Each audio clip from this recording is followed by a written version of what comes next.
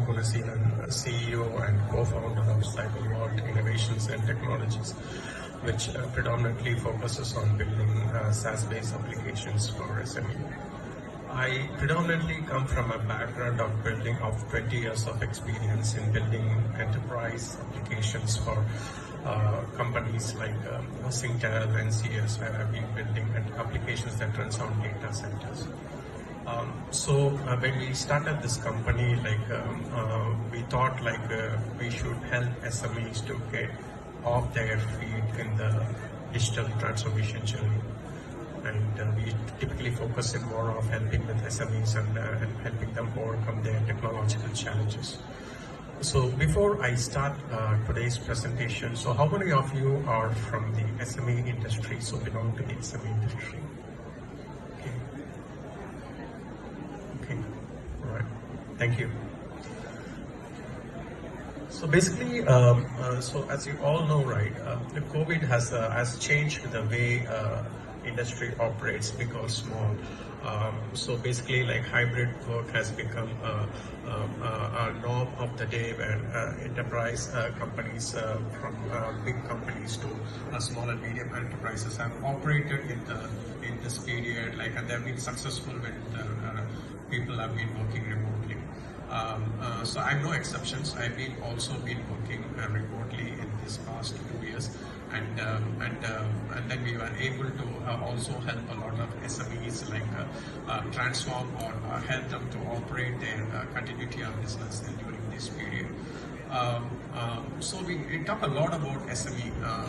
So anyone can tell me what is an SME? How do you actually define SME? What comes under, how do you actually define in terms of the size, or what is actually an SME? Can anyone say? Sorry.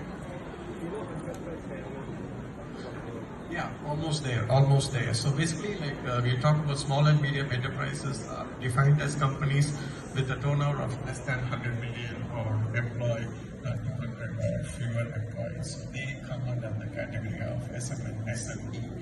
So typically, if you see, right, when I was with Singtel, we used to run this SME 99 campaign, which is basically Singapore, 99% of the companies are SMEs. Only 1% actually belong to the big enterprise world.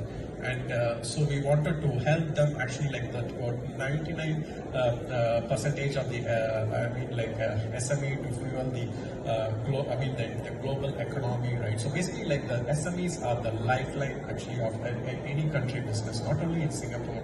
If you take any country, SMEs are the lifeline of their business. So although small, they contribute a significant portion of the revenue for countries' GDP. So you see from these numbers, right? So these numbers are taken from the Department of Statistics Singapore as of 29th July this year. So you see for the number of employment in 2019, the enterprise count actually is 273K, out of which 99% are SMEs and 1% are the enterprises. And 81% of these companies are actually local companies, and only 19% of these companies are overseas companies. And if you talk about the employment of this 3.52 million population, right, so SMEs are actually contributing to 72% of the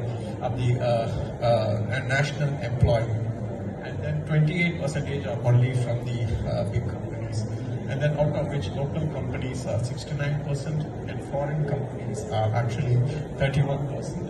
And actually to the overall revenue part, right, actually they might be less, but comparing to the other in terms of the employability, in terms of the size, they also are almost there actually in terms of the revenue, 44% actually. And if you compare this with 2021, you can see that it has gone up by almost 10%. The company percentage has gone up by 10% almost, and 291K. And still they are 99%, they are the SMEs. And almost there, so also 80-20%. And if you see, the employment has been slightly dropped a bit from 3.52 million to 3.4 million. But overall, the majority of the contribution is coming from the SME community. And then from 463 billion to 484 billion, still a sizable contribution from the SME. So all this interferences, like, so just to add up or summarize here, so basically we see the total number of enterprises going up from 273,000 in 2019 to 291,000 in 2021. Of that, SME make up 99% of all enterprises and support 71% of total employment, and 80% of these SMEs are locally owned, while 20% are foreign MNC companies. So interestingly, with a large number of these enterprises, right, we see a drop in the employment from 3.52 to 3.4. That is basically because of those geographical boundaries that are the border closure in Malaysia, and people have to go back, their EPs were not renewed. So that was significantly left to the employment on the SME sector. So how has this overall COVID pandemic, right, have changed in the last 2 years? So this you see, right, you see this general business outlook, this accommodation and food services. So the overall, if you look at the real estate, also actually currently the real estate market is slightly going down. This is generally in terms of the business outlook. And if you see in terms of the similar graph in terms of the employment forecast, this is another prediction or the survey that gives you the overall outlook. So basically, the wholesale and trade also in this sector, you see that it's actually doing bigger. Actually, you see that employment, meaning that this reference is based on the net weighted balance, meaning that basically the overall survey, this gives you the positive and the negative responses taken from a collective survey. So basically, if you see, right, wholesale actually has been very poor at the starting of the first quarter 2021, but the overall retail and wholesale market has actually grown up in the outpace systematically. And then subsequently also since the business outlook is good for the accommodation and food services in the later part of the year, you can see that this also has started increasing slowly. And also similarly for the information and communication sector, except for the real estate sector, which hit a very poor in the 2021 fourth quarter, but they will tend to improve in terms of the employability factors. So if I overlay this information like this, okay, you can see that there is a good correlation between how this business outlook and the employment factors are actually interpreting. You see that from the negative all the way to positive. So this has actually going up. And similarly, you can also interpret for the retail. It's also, slightly, if you see at this graph, they are all improving. And then this quadrant is much better than the other quadrants, meaning that they are tending to improve, meaning the landscape of these industries tend to improve in the upcoming quarters. So these are actually the some of the statistics available in the Department of Statistics site. So you can go and take a look at a lot more information available. It's very useful. So you can make a good assessment of your SME's business and how you want to strategize your business decisions based on the data available there and forecast your spending and your hiring process. So we have talked about the general business outlook and the employment factor for the different industries. So now just actually look at the different business trends of 2022. So basically, right, so some of the common areas where most of the behavior of these SMEs will be that effective use of technology is one. Agile transformation is another area, hybrid working model is another area, and sustainability goals. And setting sustainability goals will become imperative for most of these companies. When we talk about effective use of technologies, right, let me share a few of my experiences working with some of the companies. Because when we say effective use of technology, how will you empower your team to do work faster, meaning that improve the productivity, reduce costs. So we are talking about like effective use of technology to improve the overall productivity of the team, and then overall, performances of the team, and also not only the performances in terms of the productivity. We are also talking about revenue growth, right, and cost cutting, all those things. Yeah. So typically it means that effective use of technology is not only in terms of the capital resource management, but it also in terms of enabling new business frontiers. So in the last 2 years, right, I have got opportunities to work with companies, companies like NTUC Income, which typically invest a lot of their budget towards digital transformations. I mean, basically like to generate more revenues, because in the population of 6 million, right, in the traditional insurance products like road insurance or health insurance or travel insurance is highly saturated in the competitive market. There are a lot of insurance players in the market. So how do you actually gain new market share? So that is where like a lot of these insurance companies are working to build on-demand insurance platforms like micro insurance products that you can purchase, pay as you go kind of insurance. Typically, one of the products that we build is basically for a product called a Droplet, which is actually like to cover if there's a price in taxi fares. For example, if you're taking a Grab or Tada, for example. Now Tada is there, and earlier Uber was there. Okay. So basically, like if you're taking a Grab taxi from your home to office, it typically costs you $20 a day on a normal day. And then it is quite heavily raining, or like you have to go urgently, so you're not getting taxis. What happens? So the price surges, right? So from $20, it can even go to $30, right? So basically, but at some point you don't have a choice. You have to go and book the taxi, and you end up paying $30.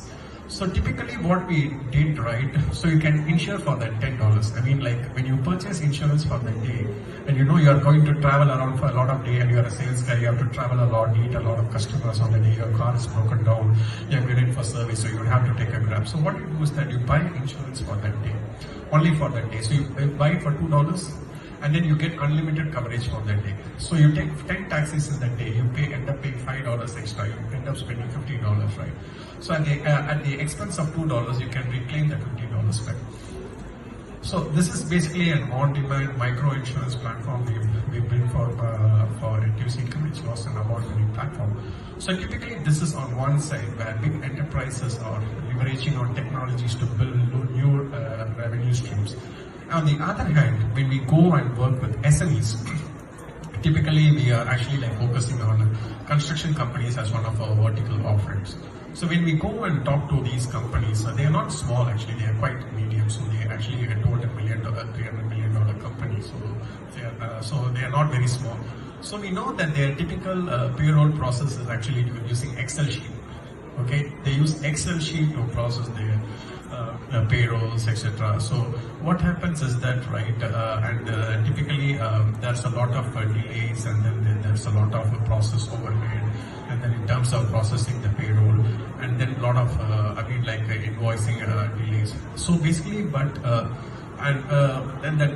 thing is that, right, but the mindset to change among the although the boss wants to put that system in force, at the workforce level, I mean, there's a lot of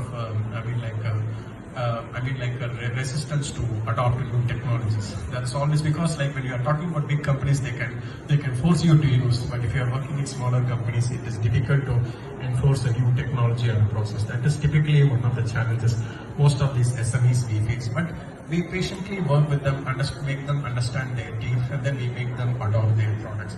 So basically, this is one of the biggest challenges, right? The effective use of technology. Although they know they use the technology, they can get benefited. But a lot of SMEs are struggling in these days to adopt those. There's EDG grant available, so where they can get 80% subsidy from government. But still, they are unable to enjoy all those things, productivity, support. So that's why we come in and help them. And basically, this agile organization, hybrid working model is another thing. Hybrid working model is something we can all agree that it's going to stay for the next few years. Yeah.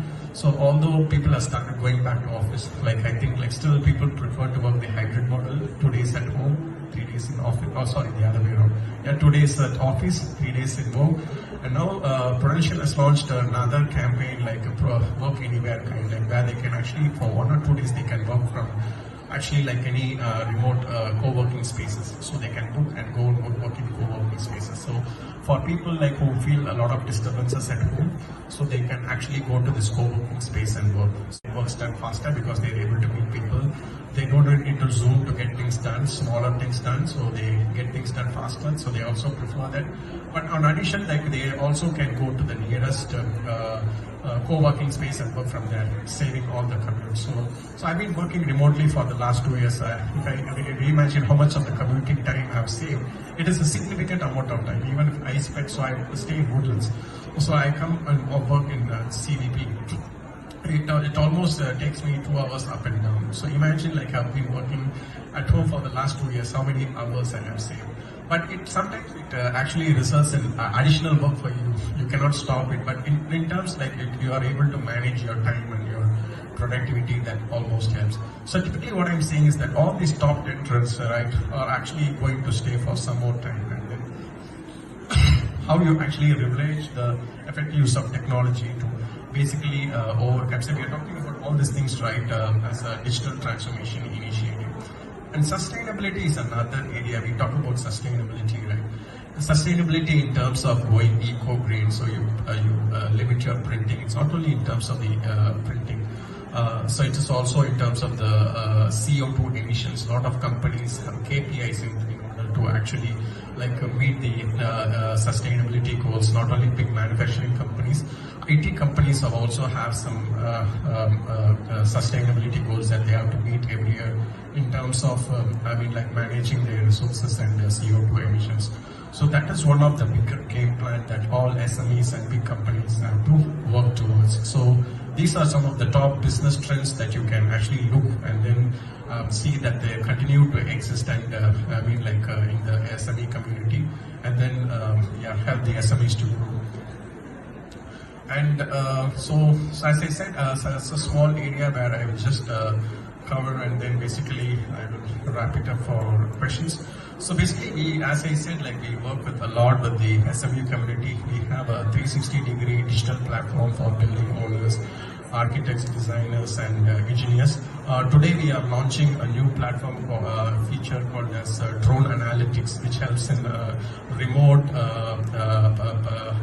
problem inspections or construction management, which means that the things that are being done through naked eyes, or there's a physical person need to be present in that site to do that inspections or survey, can now be done through a drone. So this is something we have launched today in this Singapore Business Show, and drop in our booth at 5 to understand how we actually do it. So it's much beyond the problem inspection and construction management. We can also do thermal inspection, all those things using our advanced capabilities of drone analytics. And then we have two products. One is basically the Smart Building Suite 360, which is an end-to-end construction management product. And the Smart Facility Management product is predominantly for facility management. All these products helping all the SMEs for their efficient digital transformation initiatives. And then basically these are the features that are available as part of the SBS 360. We have the employment management. All these things I think I'll talk to you in detail if you drop down by our booth. So I'll not go into the details of this. And if you want to talk to us, just feel free to call me on my Singapore mobile. So I'm always reachable. And so we have presence in Singapore, India, and Canada. And I'm pretty much based out of Singapore, and so I'm always just a call away. So that's all from my side. I'll open the floor for questions. Sorry, somebody's taking a photo.